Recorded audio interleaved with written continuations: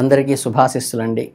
ఈ మీనరాశి వారికి రాబోతున్న సెప్టెంబర్ మాసంలో మీనరాశి వాళ్ళకి ఆర్థికంగా కానీ, కుటుంబ పరంగా కానీ, ఆరోగ్యపరంగా తీసుకోవాల్సిన జాగ్రత్తలు, ఈ మీనరాశి విద్యార్థులకి జరగబోయేటువంటి గ్రహస్థితులు ఏమిటో ఇప్పుడు తెలుసుకుందాం. ఈ మీనరాశి వారికి సెప్టెంబర్లో మిశ్రమ ఫలితాలని గణనీయంగా ఇస్తుంది. అలాగే అద్భుతమైన విజయాలను అందిస్తుంది. ఈ నెలలో మీ జీవితంలో వృత్తి, విద్య పరంగా మీరు ఎంతో వృద్ధిలోకి తీసుకోవడం. ఈ స్కిల్డ్ లేబర్ అంటారు కదా, ఈ స్కిల్డ్ లేబర్కి ఏంటంటే సాపేక్షంగా విజయవంతంగా ఉండబోతోంది. ముఖ్యంగా జీవితంలో మీరు ఆశించిన పురోగతి ఏదైతే ఎక్స్పెక్టెడ్ గ్రోత్ ఉందో అదంతా కూడా వస్తుంది. అలాగే మీ చర్యలు మీ భవిష్యత్తును తీర్చిదిద్దడంలో అంటే దానికి ప్రణాళికగా ముందుగా ఇవి పునాదులుగా ఉపయోగపడతాయి. అలాగే వృత్తి మరియు వ్యాపార రంగాల్లో పరిశీలించినప్పుడు ఈ నెలలో ఉద్యోగస్తులకు అత్యంత ఉత్సాహకంగాను, ఉత్పాదకంగా అంటే ప్రొడక్టివిటీగా కూడా ఉంటుంది.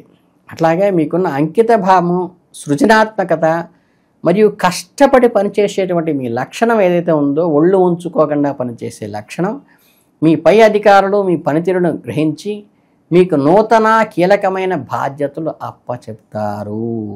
ఈ కీలకమైన కొత్త బాధ్యతల వల్ల మీ ఇమేజ్ ఒక్కసారిగా గ్రోత్ రావటం కాక మీరు ఐడెంటిఫై అవుతారు.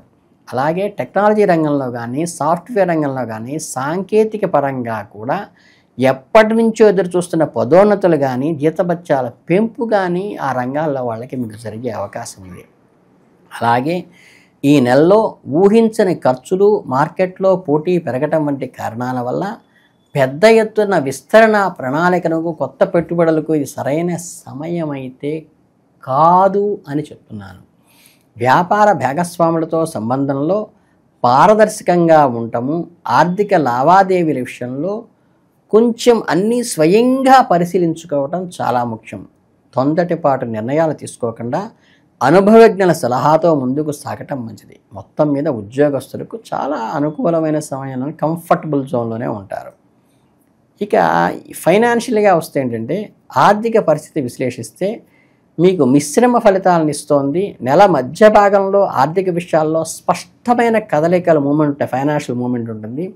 ఒకవైపు మీ ఆదాయం నిలకడగా కొనసాగుతూనే, వ్యాపారస్తులకి లాభాలు యథావిధిగా సాగుతూనే, ఖర్చులు కూడా ఆదాయానికి తగ్గట్టుగా వస్తూ ఉంటాయి. దానివల్ల ఏంటంటే ఇన్కమ్ ఇన్పుట్ ఉంటుంది, అవుట్పుట్ అయ్యేసరికి బ్యాలెన్స్ నిల్ అయిపోతూ ఉంటుంది.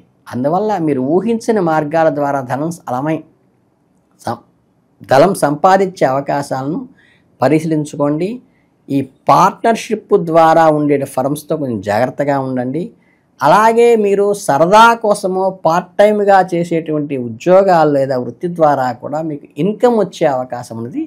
దాన్ని దాచుకోవడానికి ప్రయత్నించండి. అలాగే స్టాక్ మార్కెట్లోనూ, రియల్ ఎస్టేట్ వంటి రంగాల్లో పెట్టుబడి పెట్టే ముందు సలహా తీసుకోండి. పెట్టుబడికి ఇది మంచి సమయం కాదు. అలాగే మధ్యవర్తుల ద్వారా వచ్చిన అవకాశాలను తెలివిగా సద్వినియోగం చేసుకోవండి. నెలను ఆర్థికంగా స్థిరంగా, స్టేబుల్గా ముగించడానికి ప్రయత్నించండి. అలాగే సెప్టెంబర్ నెలలో ఈ మీనరాశి వాళ్ళకి విద్యార్థులకి మంచి అనుకూలమైన ఫలితాలు వస్తాయి. ఈ నెల ప్రారంభంలో మీ జాతకంలో 5వ ఇంట్లో శుక్రుడు సంచారంలో మీలో దాగి ఉన్న కళాత్మక సామర్థ్యాలను వెలికితీస్తుంది. సంగీతము, చిత్రలేఖనము, నృత్యము, రచన వంటి సృజనాత్మక రంగాల్లో ఆసక్తి ఉన్న విద్యార్థులకు మీకు సువర్ణావకాశంగా ఉంటుంది. మీ కార్యకలాపాల్లో మంచి పురోగతి సాధిస్తారు. మరియు కొత్త విషయాలను నేర్చుకోవడంలో మీకు మంచి వృద్ధి జరుగుతుంది. మీ ప్రాధాన్యత అంటే ఇంపార్టెంట్ అంటే ప్రామినెంట్ పర్సన్గా మీరు మారేటువంటి అవకాశం ఉంది. ఇతర పాఠ్యేతర కార్యకలాపాలలో అంటే ఎక్స్ట్రా కరిక్యులర్ యాక్టివిటీస్లో మీలో బహుముఖ ప్రజ్ఞను అందరూ చూసి ఆశ్చర్యపోతారు. మీకు సమాజంలో కానీ, మీ ఆఫీసులో కానీ, మీ కార్యాలయంలో కానీ ఒక ఐడెంటిటీ అనేది కలుగుతుంది. చదువుకు, ఇతర కార్యక్రమాలకు ప్రాధాన్యత ఇవ్వటం ద్వారా విద్యార్థులు ఈ నెల విజయవంతంగా మార్చుకోవచ్చు.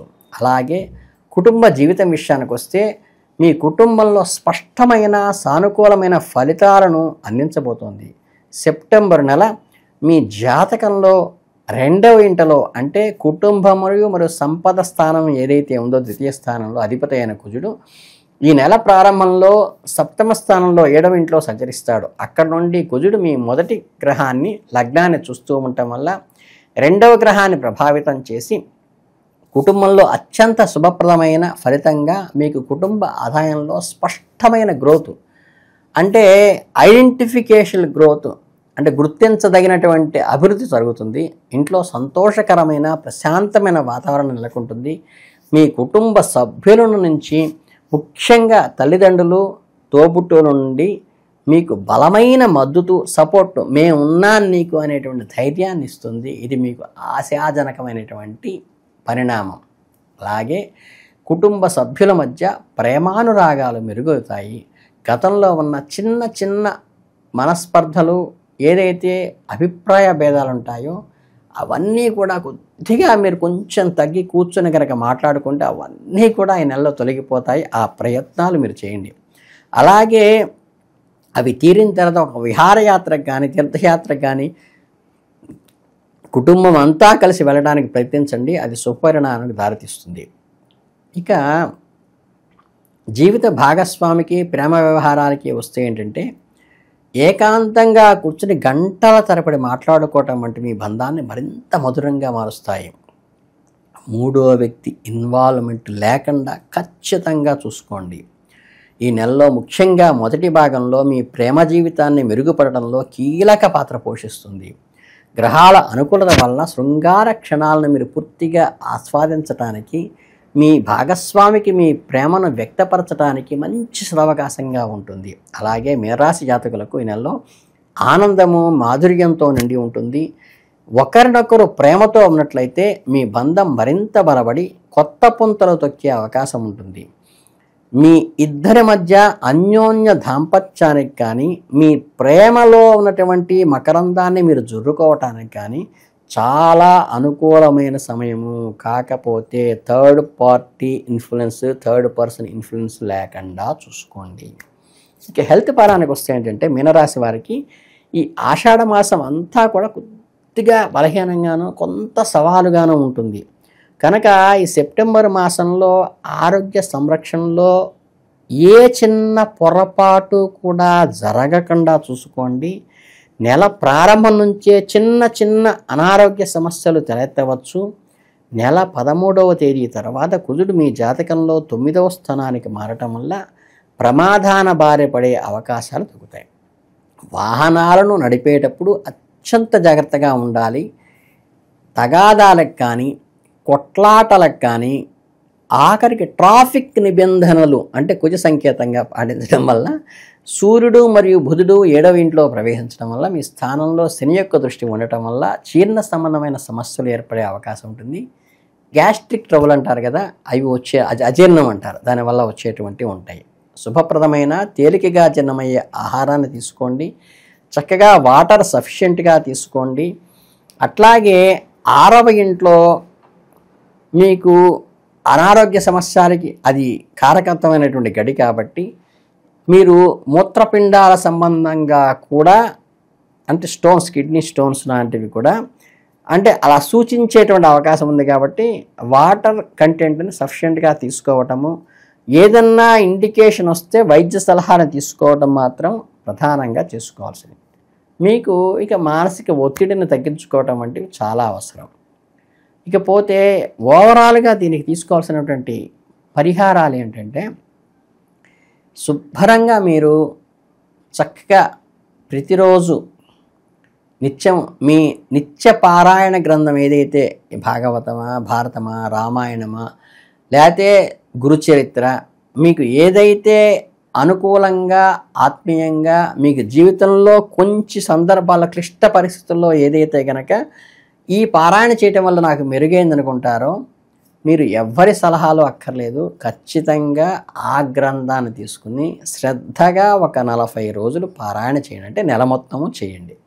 చేస్తుంటే ఏంటంటే మీకు ఏవైతే క్లిష్టతరంగా ఈ మాసంలో అడ్డంకులు కలుగుతున్నాయో ఈ కలిగేటువంటి అడ్డంకులు మొత్తము కూడా కేవలం ఆ గ్రంథ పారాయణ వల్ల నిలిఫై అయిపోయి మీ మార్గము సుగమమయ్యి మీకు అద్భుతమైన గ్రోత్ను వచ్చేట్టుగా దైవానుగ్రహంతో మీరు ముందుకు నిలిచేట్టుగా మీ వెన్నంటి ఎప్పుడూ భగవంతుడు ఉన్నాడనే స్థాయిలో మీకు కలిగేట్టుగా మీకు దైవానుగ్రహం లభించాలని మీనరాశి వాళ్ళకి అభినందనలు తెలియజేసుకుంటూ అమృతమైన ఆశీస్సులతో ముగిస్తున్నాను.